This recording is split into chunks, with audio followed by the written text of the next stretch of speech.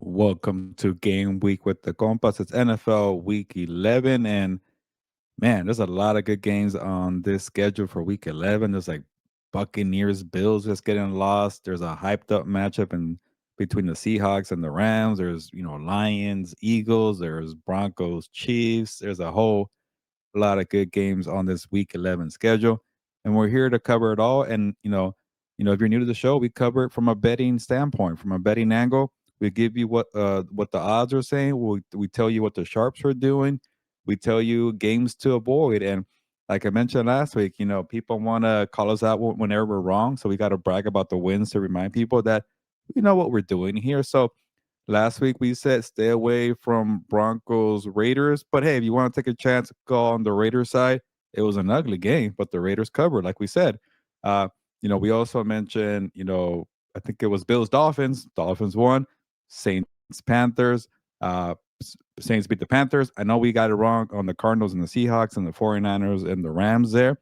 But that just shows you right there. It was a bunch of lopsided divisional games, but 3 out of 2, uh, you know, the underdog pretty much won there, or underdog covered. So we do know a thing or two, and for this week's betting lesson or betting tip, and because there's so many close games that it's hard to gauge, which team that you want, what side do the sharps want to go after. So I'll say this, go for the number, go for what you think feels right. And I'll start with Rams versus Seahawks. The line started at Rams -2.5. The Rams are at home, and now it's Rams -3. So that told me the sharps wanted to get in on the action before it becomes a field goal game, or before it becomes over a field goal game. So if you like the Rams, and you see that number at -2.5, go ahead and jump on it early. Now for the other side, people who want to bet money on the Seahawks, I bet Seahawks supporters are waiting for that line to go to 3.5. Right now, there's no value at 3. They're a road team. You get them on the hook at 3.5. Now you're talking. Now, if you're a sharp better, you're thinking, give me Seattle 3.5. Maybe they lose, but hey, they get the cover here. And the same thing with the Rams there. The Rams are a home team. The Rams got more support than Seattle because they have a better track record. They get more of the benefit of the doubt. So when you saw 2.5, you probably should have jumped on that number right away. Now it's -3. So that's kind of the betting tip of the day. Same thing with Eagles Lions right now. There's not much movement. I know the Eagles started at -1.5, and now it's Eagles -2.5. But if you want Detroit, maybe wait a little longer. Maybe all the public betting is going to go on Philadelphia.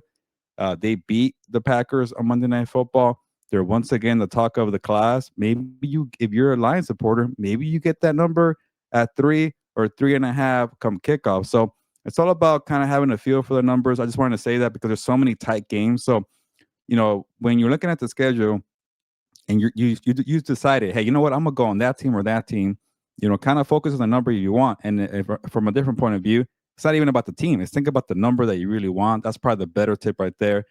So if you think there's value in a number, go ahead and jump on it. If you think there's no value, go ahead and wait it out. And if it doesn't come the way you want it to look like, then stay away. That is the betting tip of the day. I know I said a lot there, but Victor Javier Corona, there you go, your full name. How you doing, sir? Where are you?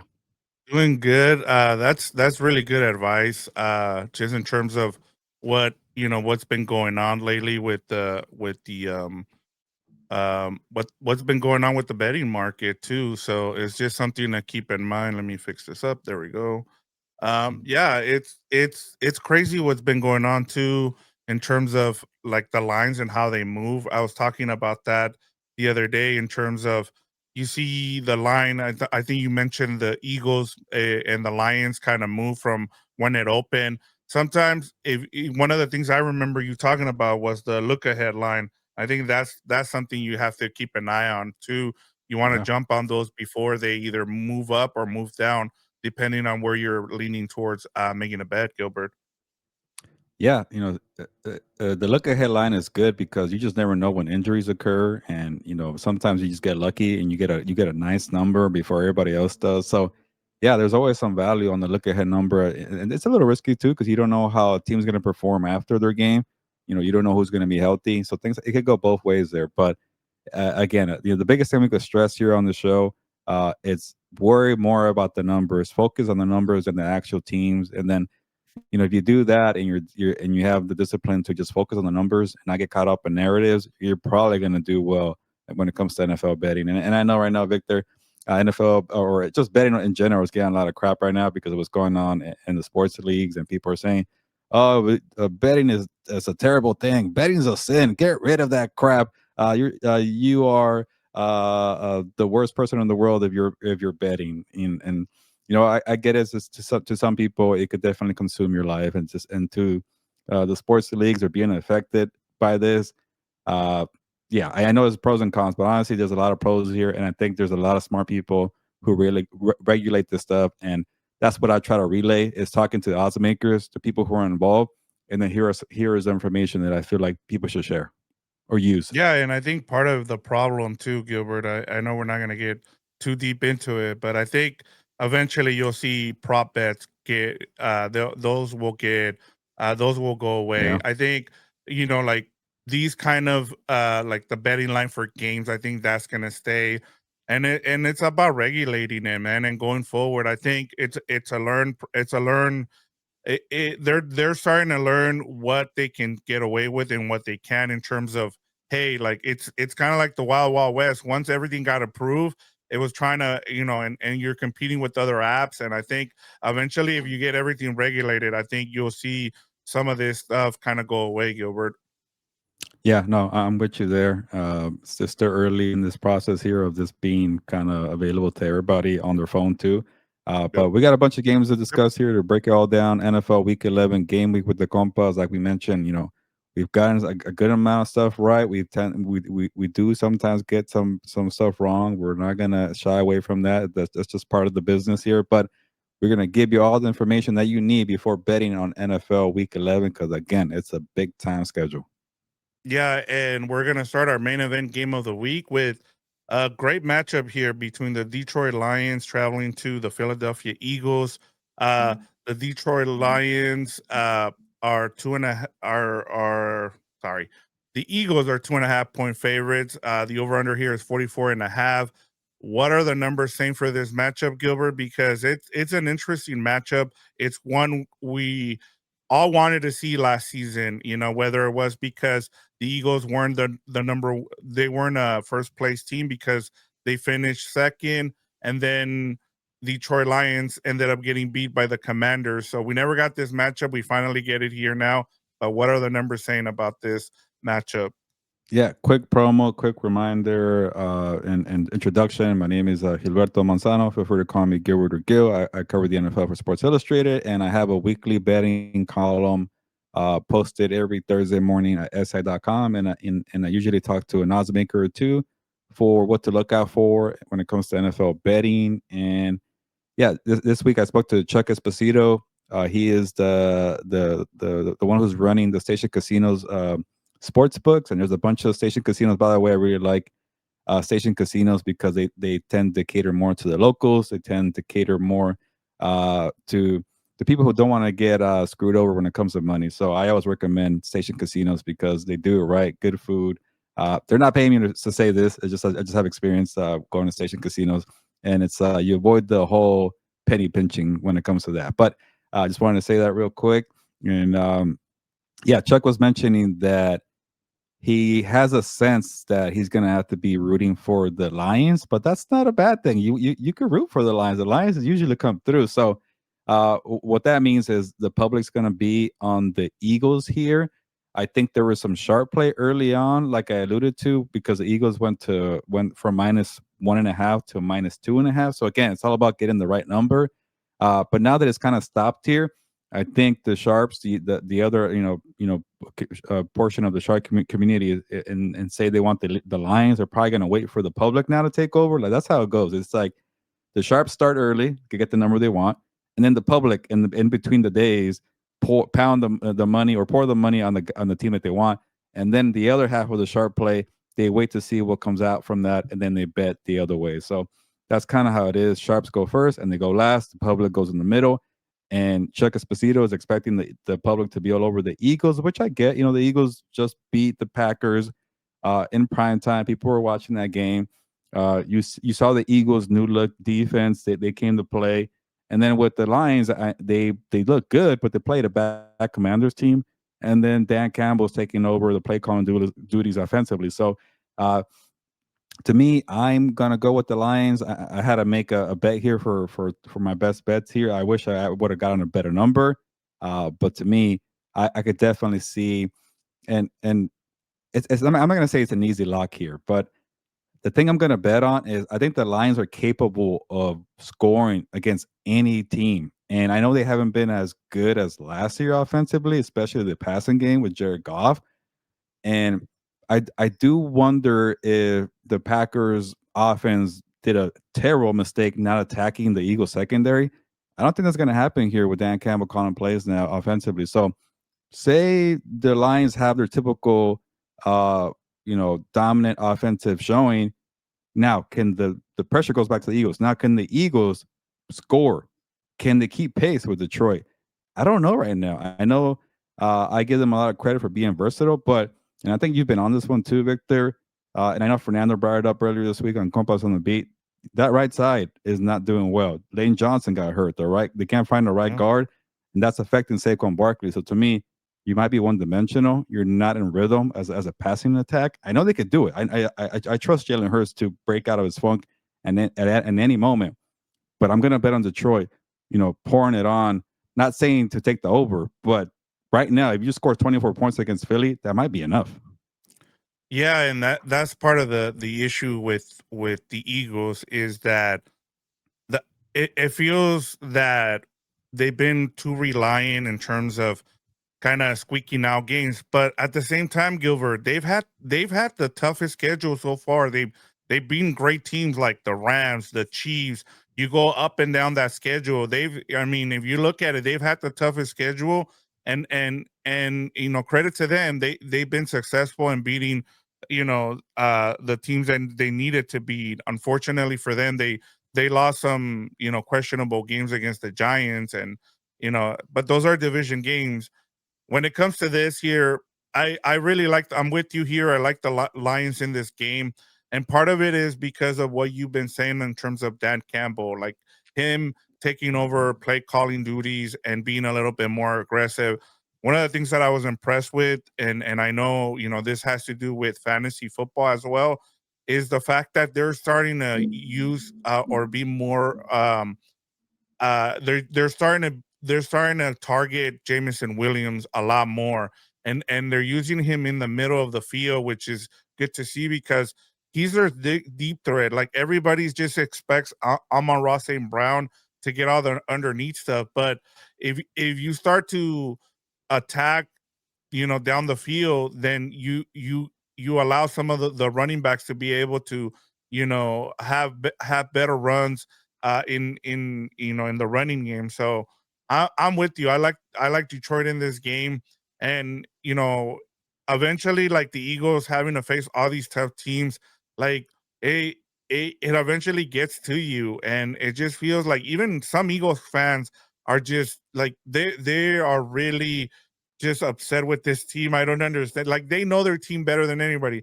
Look, one thing you can do is insult them, but at the same time, they know that there's a lot of cracks on this team, Gilbert. Yeah, and I'm glad you brought up the Dan Campbell thing again because it was a reminder that, and especially the Eagles fans being frustrated and AJ Brown being frustrated. Like, Yeah. I bet you AJ Brown is saying like, why can't Nick Sirianni do what Dan Campbell just did? Like, not sit back and wait for disaster to happen offensively. It was early Yeah. on. He said, "All right, forget about it, John Morton. We need to make changes for the long run here." And he stepped in. I don't know if that's going to keep occurring every single week where he's calling the plays we on the weekly basis. But Nick Sirianni doesn't do that. He tends to kind of just sit back and lets his coordinators do their job, and that's a good thing too.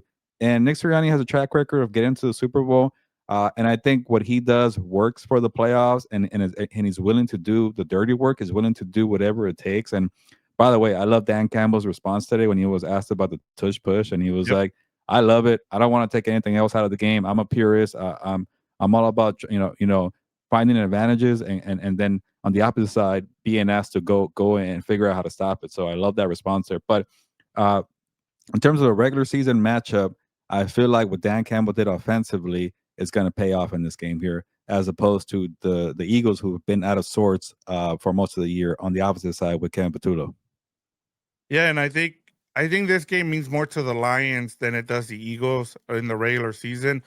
The Eagles remind me a lot of like what we've seen from the Chiefs, and even like if we go back to even the Dodgers in terms of like they are prepared for the playoff run. Like they know for them it's like just get us there and get us a home game, and then we'll go from there. I just think that they're playoff ready, and you're kind of seeing it too with the way they're playing. It's like, look, we're gonna win these ugly games, but at the end of the day, we're just prepared to play in the playoffs. And I just feel like the Lions need this game more than the Eagles do.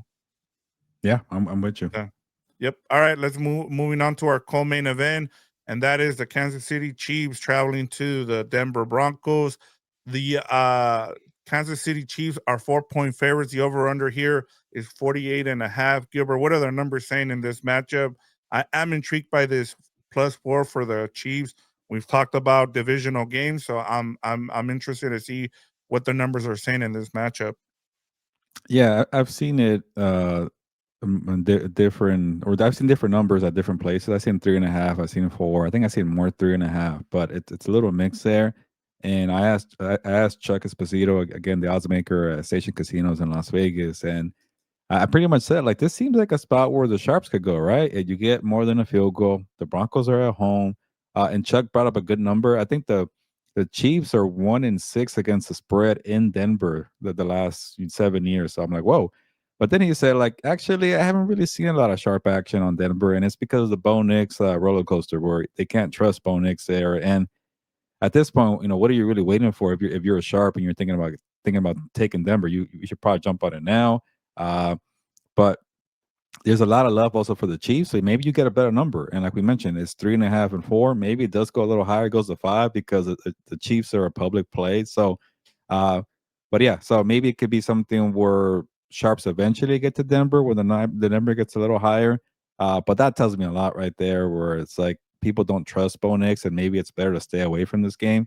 You know, and I'll say this though, I like seeing the 4 here that you have posted, Victor. So I will go with Denver and take the number. I think the Chiefs are going to win straight up, but I'm going back to the rules that we shared last week, where don't lay more than a field goal in divisional games. And I know from those games it was 3-2, but the dogs came out on top there. So I'm gonna take a chance here, and Denver found out the hard way that it's hard to cover against division opponents against the Raiders last week. So I'll take Denver at home. I think they have a good defense. I don't think that Chiefs offense is all the way back like people are saying. I think it's just Patrick Mahomes and Rasheed Rice, and they can't figure out the vertical game. They can't hit the home run against with Xavier Worthy and Hollywood Brown. Kelsey has been slow. I don't really care for the running game. I think Josh Simmons comes back, the left tackle. I do like that. But I'm expecting a close game here, Vic, where the Chiefs win a rare one score game. They haven't been winning one score games, by the way. So Yeah. give me the Chiefs to win straight up, but the Broncos to cover here. Yeah, and that's a great point about the Chiefs not having a good record after having a great record in terms of one possession games last year. Um, I'm with you here. I like Denver +4 here. I'm going with Denver +4. I think the Chiefs win. I'm with you. I think part of it too, the narrative. We know that the Chiefs and Andy Reid coming off a bye are great, but you also have a Denver team at home in Mile High with also a kind of a mini bye. And I could I can look at this without having to think much about it, Gilbert, and say, well, at the same time, the Broncos might have been looking ahead, and part of it was they knew they could beat the Raiders. They knew the Raiders weren't going to be much of a challenge. They made a bunch of mistakes to where they almost gave away the game there. But at the end of the day, I feel like that defense is going to give this Chiefs offense fits.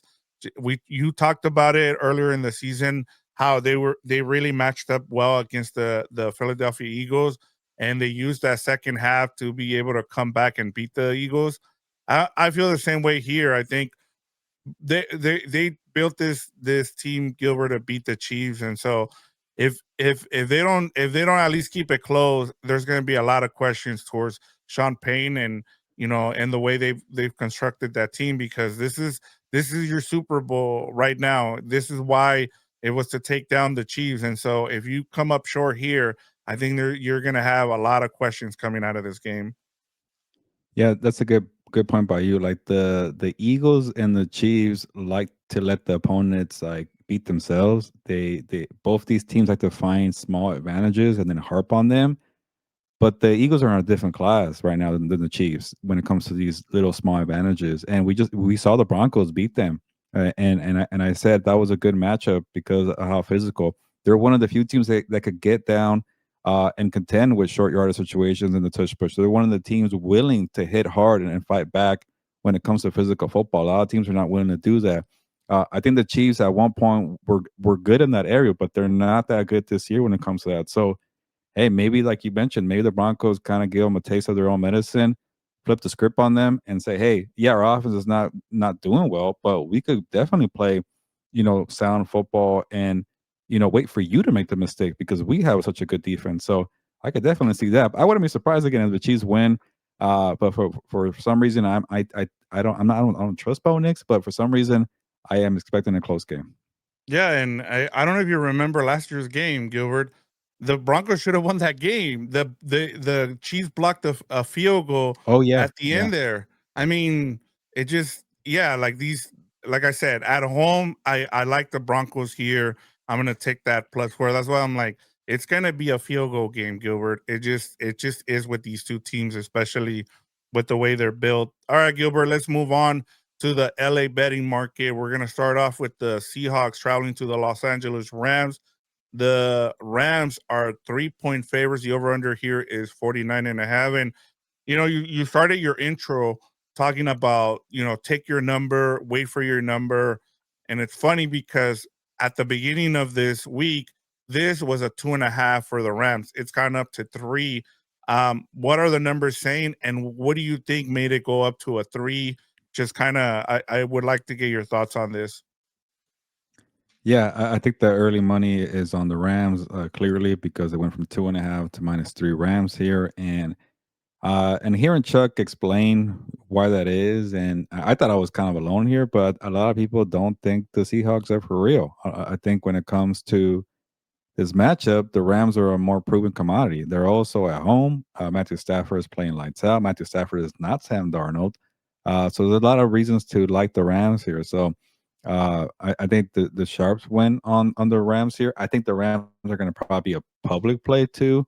And that's why the people who like Seattle are probably waiting it out because the public's going to come in on the Rams, and maybe you get that 3.5, and now it's a valuable number there. So because it's not at 3.5, I'll take the Rams here to win and cover. But yeah, you start looking at that number when if it goes over and you start thinking, okay, maybe there's something here.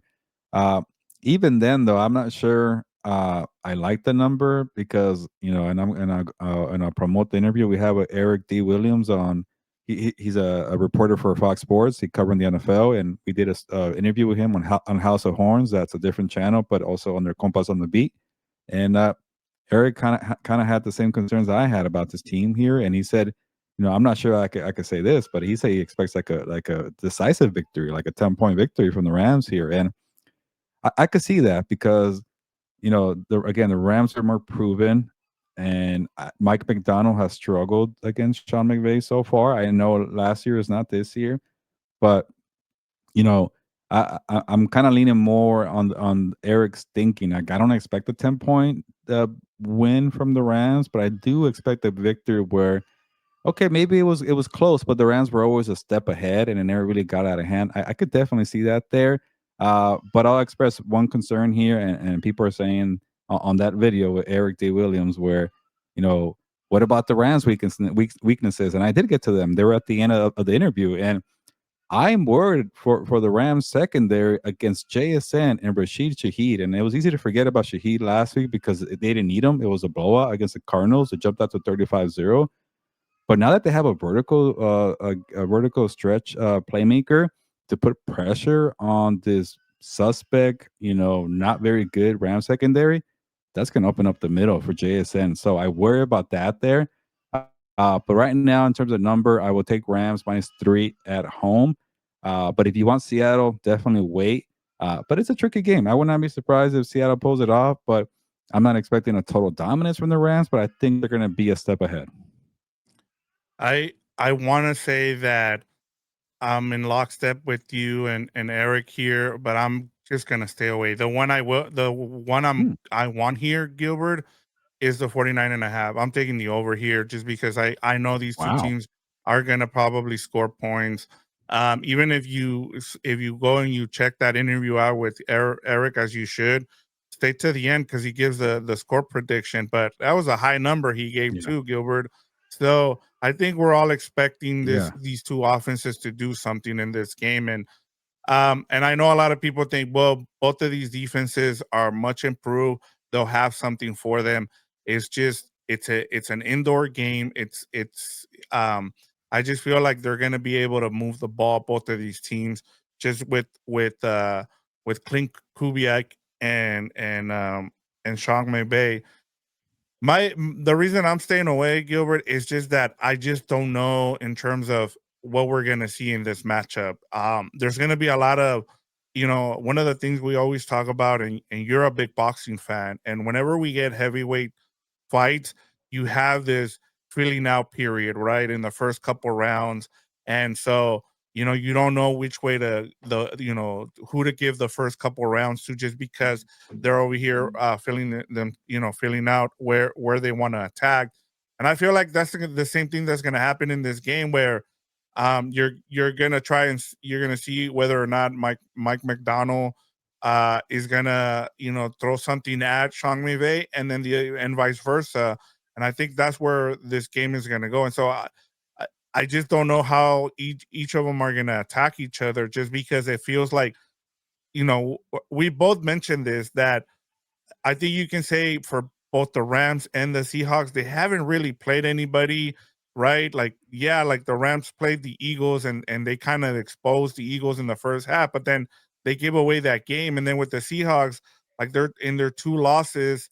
I was trying to remember the two losses that they had because it's I'm going blank on Buccaneers, the 49ers. Buccaneers. Yeah, and the Niners were fully healthy, right? And then they were on the verge. Sam Darnold was on the verge of winning that game, and then Nick Bosa forced a fumble there, and they ended up losing that game. So I just that's why I'm staying away, Gilbert. I wish I can give you numbers. I think for me, it's like if Seattle gets down, I just wonder if they're able to come back with Sam Darnold. Can they trust Sam Darnold to lead them back? And the reason I say this is because for the majority of the season, the Seahawks have been in the lead. I think there's only been like under 50 plays where they've trailed in this season. So that's not a lot of plays for them to be trailing. We're already in week 11, so I want to see that, and so I still have a lot of reservations for both of these teams. That's why I'm just gonna stay away, and I'm gonna take the over here at 49 and a half. Yeah, last thing on this, and I think even the total is a little difficult to get a sense on, but I will go over just to now that I think about it. I just don't want I would not be surprised because these are two good defenses, and I would not be surprised if the Rams front gets to Sam Darnold and he struggles all day. I would not be surprised if Matthew Stafford is confused by the scheme that Mike McDonald has, and I'll say Seattle has some talent. Okay, people are giving me crap for that. But he hasn't seen this new look scheme and new personnel that Mike McDonald has. So I could definitely see a low scoring game. But I can't get over the fact that I when we've been calling this out already, that Sean McVay is going to go away from the tight ends. He's going to go 11 personnel. He's going to spread it out, and he's going to say, "Okay, here's my counter to your scheme, Mike McDonald. Here's a bunch of playmakers all over the place. Try to figure it out." And I could see Matthew Stafford having success that way. On the flip side, I really think Rashisha, he's going to be a big factor here to expose his Ram secondary. So I'm with you. Let's go with the over for the fireworks here. Yeah, and I'm taking the Rams to win this game, Gilbert. But I just, in terms of the betting, I'm just staying away. Yeah. That's a good way to do it. All right, moving on to the other LA team here for the LA betting market. The Los Angeles Chargers are traveling to the Jacksonville Jaguars. Duval. The Duval. the Chargers are 3-point favorites here, and the over under here is 45. Gilbert, what are the numbers saying in this matchup? Yeah, so one of the questions I like to ask the odds makers in Vegas is like, okay, which team are you rooting for? Which is a liability game? Which is the one you're afraid of? Because the sharps and the public are all in on this one team that could cost you a lot of money. And he brought up the Chargers. So it's going to be a very heavy Chargers action here Yep. against the fraud Jaguars, who are fading into the midnight and turning into a pumpkin again. So yeah, the Chargers looked good last week against the Steelers. That's part of it too. Narrative. The public loves narrative, and I think the sharps know that the Jaguars are fading here. So they're going to be a big liability for the odds makers. It could cost a lot of money here for the odds makers. So I am on the Chargers here. I know I got it wrong last week when I said it's going to be a close game, and it was not. The Chargers dominated the Steelers, so it's a credit to them. But this is more about the Jaguars. I have not liked what I've seen from them. They started off pretty well. Uh, Trevor Lawrence, you had that game against the Chiefs on Monday Night Football. What the hell happened? Same old, same old. Liam Cohen's supposed to fix you. Maybe you're not the guy. Liam Cohen did wonders with Baker Mayfield, and uh, Trevor Lawrence is not doing it. And then it's not all his fault. Liam Cohen cannot figure out how to unlock Brian Thomas Jr., who might be hurt in this game. But regardless, he's been an afterthought on the field. You also lost Travis Hunter, so you don't have him as a weapon. Jacoby Myers is there, and defensively, this is not a good defense in Jacksonville. They made some moves, so I like what Liam Cohen and James Gladstone have done to kind of make them relevant again. But this team still has ways to go. So I'd rather have Jim Harbaugh on the Chargers here and Justin Herbert to win in dominant fashion. Yeah, we're in lockstep here. I like the Chargers in this game, and I just keep going back to the whole Jacksonville Jaguars, and it the Chargers better win this game. Gilbert, I think is one of the most important games they need to win. I know people don't like to say must win, and the reason I'm bringing this up, Gilbert, is because if you look at the playoff seeding right now, the Jacksonville Jaguars have the tiebreaker over the Chiefs. If you lose this game and you lose a couple more games and you end up with the same record as the Jaguars and you lose out on the tiebreaker because you lost to the Jaguars, that's going to suck at the end of the season. So you need to make sure that you win this game Yeah. however you can, Gilbert, just because like I said, and like I call it Jacksonville. Like I just don't understand this team, but at the same time, they have the wins there. They're right now they're the 7th seed, and so if you don't take them seriously and you don't go into Jacksonville and take care of business and you lose this game, you're gonna regret it later on in the year, Gilbert. Yeah, yeah, right now the Chiefs are the 8th seed because they lost to the Jaguars. So that Yep. stuff does matter. And I think the Jaguars are going to keep fading, but you don't want to like say you're the Chargers or the Bills or the Chiefs, and you have a couple of rough games, and now you're talking about wild card. You want to beat all these teams in wild card range to have the head-to-head tiebreaker. So that's a good point by you. Yeah, so just something to keep in mind. You know, I wouldn't say it's a must win, but you need to take care of Yeah, business because you need that tiebreaker down the stretch. Because you don't know, you know, especially with the Charger schedule coming up, it's not easy down the stretch here. So just something to yeah. keep in mind there. All right, Gilbert, let's go to our Super Dog contest week 11 pick where we choose a dog that is at least 4.5 or more. Last week, you didn't get any bonus points for your pick. I got 5 points on that terrible Europe game where they scored a touchdown and they didn't have to in overtime. The Colts didn't have to kick the extra point, so I barely got it by half a Oh point. What do yeah. you got for us this week, Gilbert? Uh yeah, so I did do well on my outright picks, but I did struggle against the spread. It was not my best week. I think we both only got one. I think our 2 pointers. But you did get the spread on the super dog. So Yep.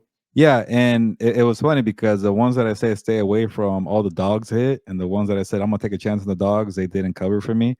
Yeah. But I'm gonna go back here to what happened last week on the Broncos and the Raiders, a divisional game, Thursday night football, big spread, and the Raiders cover. So, the Patriots are playing a lot better than the Broncos, but look at this number for the Jets. It's pretty high, plus 12 and a half. Chuck Esposito told me that it was at plus 10 and it got worked up to 12 and a half. That tells you all the money is on the Patriots. Everybody has faith in the Patriots. And, you know, for the most part, Patriots handle business. But I remember a couple of weeks ago, you had the Falcons to cover, and they did against the Patriots. So, and I know the Patriots looked good against the Buccaneers last week, but that's a high number for a young team. Maybe I get a backdoor cover. And the Jets have been playing much better the last Yep. couple of weeks. Or 2-0. They had the bye week in between. They beat the Bengals and they beat the Browns there. So I'll take a chance here. I think Aaron Glenn still has his team fighting. They're not very good defensively. I think they know how to run the football, and well enough. And I hope Kerry Wilson's always hurt, but hopefully he plays. I don't think he's gonna play. I haven't looked that up yet. But I like the number. That's what I care about. So give me plus 2.5. The Jets Yeah, against the Patriots. I like this one, and the Jets have been really good with their special teams play this year, and two of them, I think they scored 2 touchdowns on special teams Yeah. last week. So, yeah, and it's a divisional game. As soon as I saw it, I was like, oh, that's a great pick, and I'm gonna stay right with you here for mine, Gilbert. I'm going with the Tennessee Oh, Titans plus 6.5 Tennessee. versus the Texans, and the only reason I'm doing this, Gilbert, is one of my rules is I'm going to take the home team, uh, and then the other thing is that it's going to be what's his name? CJ Stroud is not going to be the quarterback in this game. He's still dealing with Oh, the he's out concussion. again.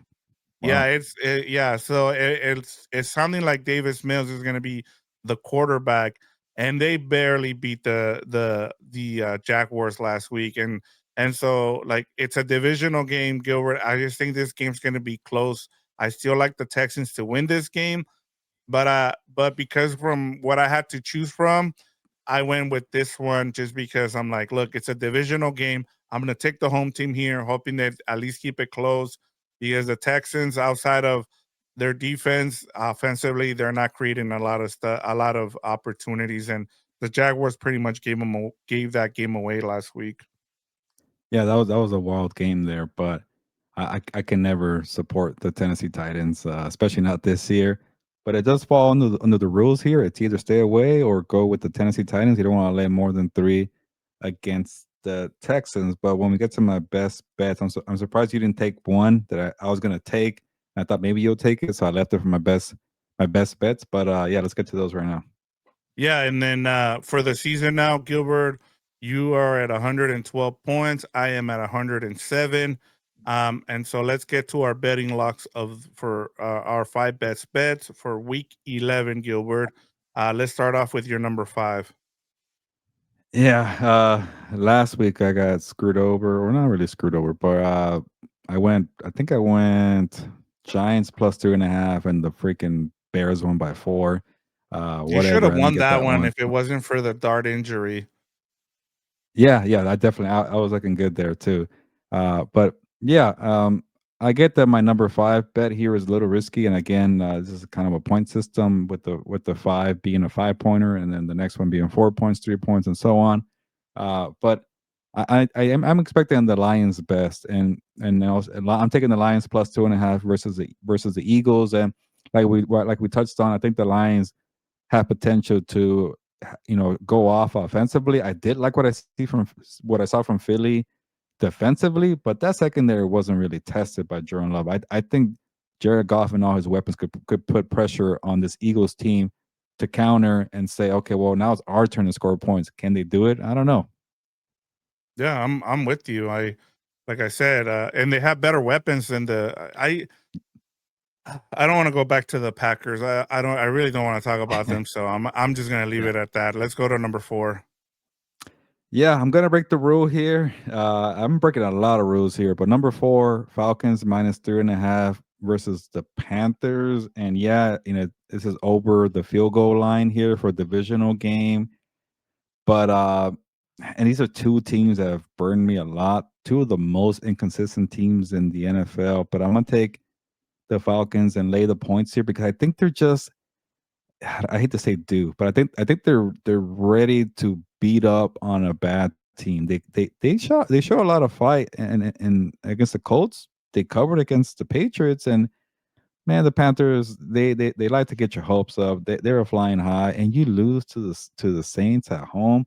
Now you have to go to Atlanta, an Atlanta team that remembers that they got beat up by this Carolina team. An Atlanta team that's just tired of all the heartbreaking one score losses. An Atlanta team that has a coaching staff on the hot seat. An Atlanta team that needs Bijan Robinson to go off. So to me, I think it comes together for Atlanta, and I'm gonna take a chance here, and that's why I put it up so high at number 4. So give me the Falcons minus 3.5 versus the Panthers. Yeah, and Raheem Morris is probably coaching for his job right now. They Yep. they really need to win this game, Gilbert. All right, number 3. This is the one I wanted to take for the super dog bet, and I thought maybe you would take it. But I just like the points on the Jets one. That was a lot of points right there. So give me for number 3, Bengals plus 5.5 versus the Steelers. I'm worried that it's going to be no Trey Hendrickson, but does he really matter on that crappy defense there? So I expect another high scoring game between old man Rodgers and old man Flacco. I didn't expect a close game here. Maybe the Steelers get this one this time. But I think the Bengals, especially to maybe knowing that Joe Burrow is close to return, that they want to stay in the race and they kind of get up for this game here, and maybe they sweep the Steelers here. I don't see all that, but I'll take the. Oh, I think I did pick the Bengals actually. Whatever. So give me the Bengals plus 5.5. Yeah, and the only reason I didn't go with it here just because I thought about this game, but last time it was a Thursday night game. Yeah. Now, and I can't get behind the Bengals. What if that defense just decides, hey, we're just not gonna show up today, and then you get I'm like, I don't want to take a chance Yeah. there, and it's a road team, so that's the issue here. All right, Gilbert, number 2. I actually feel very confident about the Dolphins minus two and a I'm half with versus you. the Commanders. I Yeah. think the Commanders are not going to win a game again this year. They're done. They've checked out. It's a crappy year, a miserable year from hell. I know it's at a neutral site in Spain, but the Dolphins are still playing hard. I think Mike McDonald still is gonna lose his job eventually at the end of the year, but I think they're still playing for him. I think you have too many talented guys to just kind of roll over. Like you're Tua, you're getting paid a bunch of money. Go freaking play well. If you don't play well, you're probably gonna get they're probably gonna get traded or something's gonna happen to you in Miami. When not saying he's gonna get kidnapped or anything, but he might not have job security. So Yeah. Tua needs to play well. Jalen Waddle needs to play well. These guys just saw Jalen Phillips get traded. You're playing for your jobs to stay in Miami. Commanders, they're kind of like in this phase where like, yeah, another year. We'll roll it back next year and try again when Jaden Daniels gets healthy. So give me Dolphins minus 2.5. I like it. I'm with you. I'm surprised that that line isn't a lot bigger than that. Yeah. The Commanders are getting a lot of respect for a team that's been getting blown out lately. Number 1, Gilbert. Yeah, and I'm taking the Bears +3 versus the Vikings. I know I give the Bears a lot of crap, but they've been a much improved team since that Week 1 game. Remember when they blew it? They had a 10-point lead against the Vikings, and McCarthy came back. What's his new nickname? Nine. Nine 9. did not Oh look yeah, good his last week. He wasn't that great. Caleb Williams is better than JJ McCarthy. We could talk crap about Caleb Williams all day, but he's better than JJ. And I like that they're balanced, have a good running rushing attack. Vikings are just kind of seem like they threw away a year by having a developmental whatever quarterback here. I couldn't get that word right, but yeah, yeah. +3 Bears. Yeah, I like it. I mean, Bears just keep winning. I don't know how, but they're probably one of the best teams that what are they? Are they 6-3 or 5-3? Or 6-3, surprisingly. Yeah, they're the best 6-3. They're the worst 6-3 team, I should There you say. go. All right, getting over to mine here. I'm just gonna keep it, 100 here, Gilbert. I'm going with the Ravens here, minus Yeah, 7.5. I'm taking the favorite here, and I know it's a divisional game, but it's the Browns. It feels like they've just, thrown the white flag, and then the Ravens are just they are just feasting right now. They heard everybody's criticism and they fixed their defense now by moving again. Kyle Hamilton, we need to start having a conversation, Gilbert, especially since there's not like been a dominant defensive player this year. That maybe Kyle Hamilton needs to be in the conversation with how they keep moving Yeah. him, and then he keeps flipping that defense. So they would Yeah. need to win the division, which it's possible, and then he would be in the conversation for defensive player of the year. But that's for another day. I just wanted to bring that up. My number four, Gilbert, is the Chargers -3 here. We talked about it already. I like the Chargers. To me, this is a must win. You have to go out there just with how the schedule lays out the rest of the way. I just think that you need to take care of business down in Duval. And so I that's why I like the Chargers. My number three is the 49ers here, minus 3. Every time people give up on the 49ers, they're out of the playoff spot right now with the Bears as the number 7 seed right now. They're the number 8. It feels like Kyle Shanahan just uh, he right now he's Mr. Miyagi. He's just being able to, do something with not a lot there. And so I just feel like he's gonna make sure that they get the win here, and they'll be back in right in the thick of the playoff race, Gilbert. And then the Cardinals, man, like after last week, what a dud they put up, and Jacoby Brissett. It's not on Jacoby Brissett. It's like that whole team just does looks disinterested, Gilbert, and they just did not. They weren't up for that game against the Seahawks. I watched most of that game, and you could tell like they just weren't interested in outside of Jacoby Brissett and Sam Darnold giving them some turnovers there. I'm just like, what are they doing?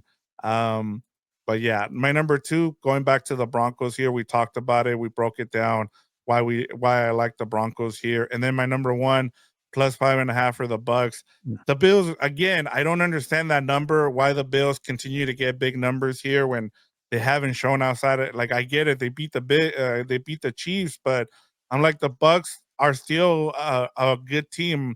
When I saw this 5.5, I'm surprised it wasn't like 3.5 or 3. The whole week it's been over 5, so I'm Yeah. like, I'm gonna take a chance here on the Bucks. I'm glad you brought that game up, and we probably should have discussed it sooner, but the schedule's so loaded that we couldn't get to Yes. Bucks Bills. And honestly, I'm not gonna lie, I was thinking Bills here because I'm like, okay, they're pretty pissed off. Like you lost to the Dolphins, they're now, and I think this is in Buffalo, right? Yep. They need a big game, so I thought maybe they blow out the Buccaneers because the Buccaneers have been fading. But I decided not to put it as one of my best bets, and I'm kind of glad that I didn't do it. But also now I'm beating myself up because Chuck Esposito, the odds maker at the Station Casinos in Vegas, he said the sharps are all in on the Buccaneers. Like I always ask a question, it's like, what's the sharp play of the week? What's the best one you're seeing so far? And the Buccaneers came to mind. I'm like, crap! I wish I would have gone with the Buccaneers. Now I just to me, and it's all, and maybe I got in trouble. I didn't get in trouble because I didn't put the bet down, but I got stuck on the narrative. Like, yeah, the Buccaneers are wounded, and sometimes it's just a week to week league, and I could definitely see the Buccaneers having a close one. So, good call by you. This is a sharp play here. So I just wanted to relay that information there. And I regret picking the Cardinals to win because MHJ is hurt, and they're gonna get blown out now. Yeah. Yeah. Yeah, and I'm glad I picked them during our week. But yeah, week 10 buys, Gilbert. It's the Colts and the Saints. Only two teams on a buy. All right, let's get to our quick hitters real quick, and we're gonna have to talk about those Packers. The Green Bay Packers are 7-point favorites at the New York Giants. The over under here is 43.5. Give me the Packers here, but I'm not happy about it. What do you got here for this game? Same here. Taking the Packers, they're freaking due to cover. Like they are 3-6 against the spread, and I think they're 0-5 again when they're laying a touchdown. So this is not good numbers. But again, you're going to a crappy New York team that fired their coach, don't have their starting quarterback, don't have their starting running back, don't have a lot of things. Jameis So Winston. yeah, Jameis Winston's going to play. So this is a frustrated Packers squad, and we at least know that Jordan Love plays well against crappy teams. So they're going to take out all the frustration on New York. Yeah, I'm with you there, and I feel like Micah Parsons is gonna have a big game. He might have one of those 5 sack games just because of what happened last week, as Yeah. you broke it down there. Um, all right, Gilbert. Last one is the Cowboys are 3.5 point favorites at the Las Vegas Raiders. The over under here is 50.5. And Gilbert, I almost was tempted to take the Raiders here, but I'm like, I'm done. I'm not putting them in my best bets.